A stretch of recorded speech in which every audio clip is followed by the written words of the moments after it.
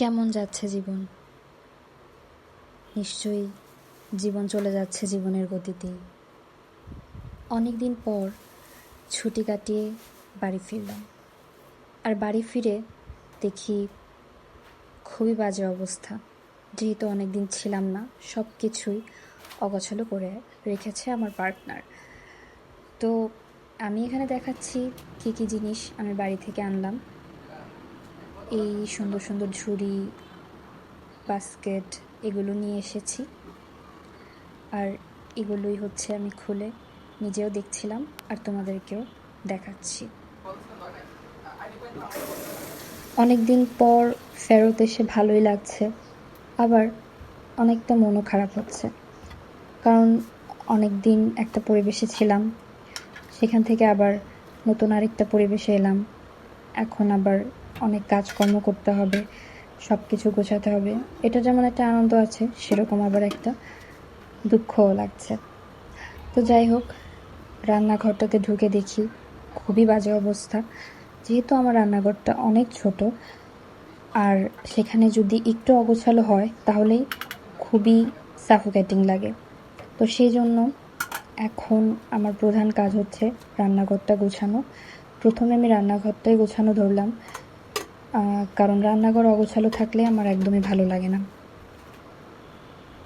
এখন আমি নিচের জায়গাটা মুছে নিচ্ছি।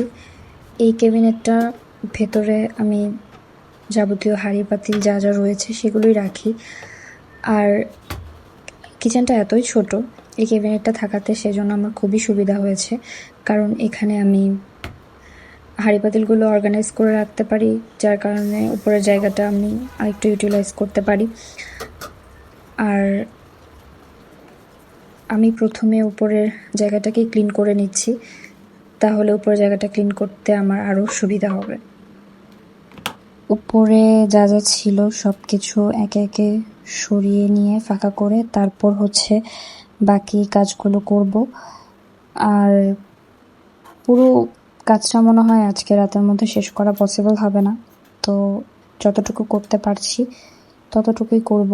এখন আমার রান্নাঘরের এই সাইডটাতে 3টা এরকম তাকের মতো রয়েছে, যার মধ্যে একটা তাকে আমি স্পাইসগুলো অর্গানাইজ করে রাখি, আর অন্য আরেকটা তাকে অন্যান্য যে বাটিগুলো আমার প্রতিদিনকার কাজে লাগে আর যেই জিনিসগুলো আমার কাজে লাগে, বেলনি, পিঁড়ি, তারপর হামানদিস্তা, সেই জিনিসগুলোই রয়েছে। তো এখানে আমি প্রথমেই স্পাইসের যে তাকটা সেটাকে ক্লিন করছি, প্রত্যেকটা জিনিস মুছে মুছে। তারপর আমি আবার জায়গা মতো অর্গানাইজ করে করে সেগুলোকে গুছিয়ে রাখছি।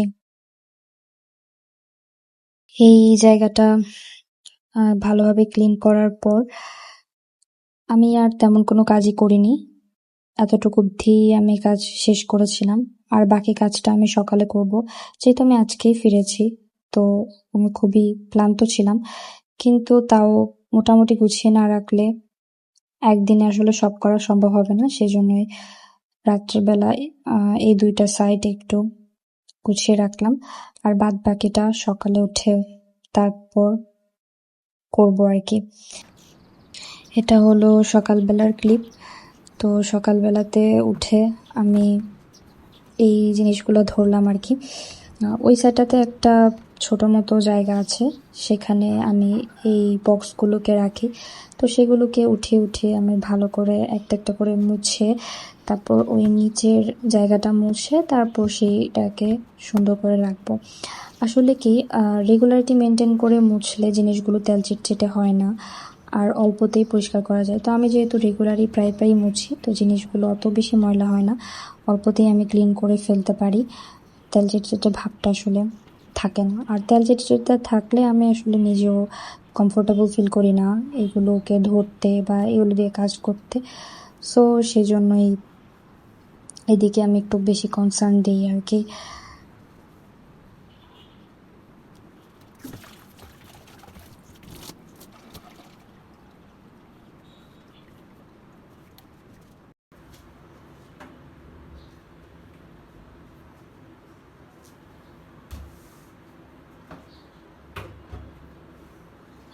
এমন ছোট রান্নাঘর তোমাদের কার কার আছে আমাকে জানিও। আর এত ছোট রান্নাঘরে রান্না করার অভিজ্ঞতাটা ঠিক কেমন, আর তোমরা কীভাবে অর্গানাইজ করে রাখো সেটাও জানাতে পারো। আর এখানে এই যে ছোট্ট কিউট বক্সটাতে আমি কিছু মশলা রাখছি, যেমন আস্ত ধনিয়া, আস্ত জিরে, তারপর মেথি, এই জিনিসগুলাই এটার মধ্যে আমি ভরে ভরে রাখছি।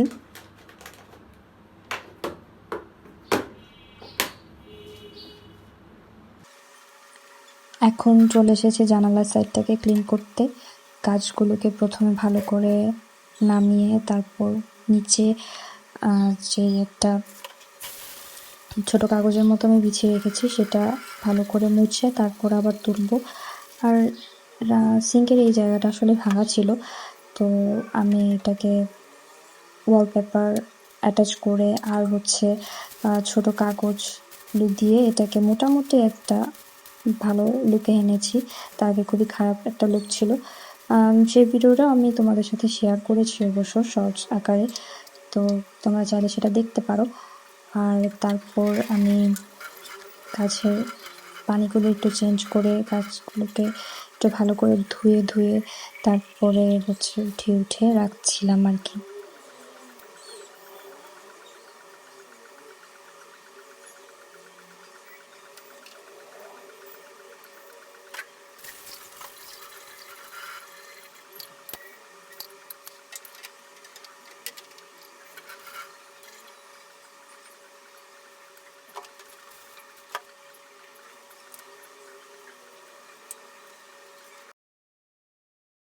মোটামুটি এই সাইডটা ক্লিন হয়ে যাওয়ার পর আমি এখন চলে এসেছি চুলার পাশটা ক্লিন করতে।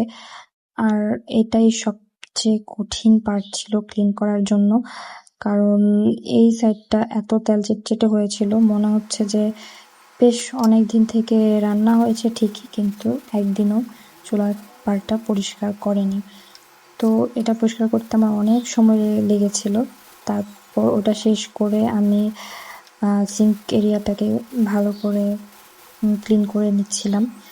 সিঙ্ক এরিয়াটাও একদম তেল চিটচিটে হয়েছিল, তো সব কিছু ভালো করে ঘষে ক্লিন করে নিচ্ছি এখানে।